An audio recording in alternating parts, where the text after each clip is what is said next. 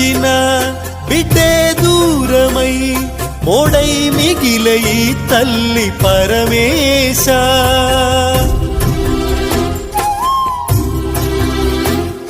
తల్లి కళ్ళలో పొంగే గంగతో గుండె తడిసిపోలేద జగదీశ.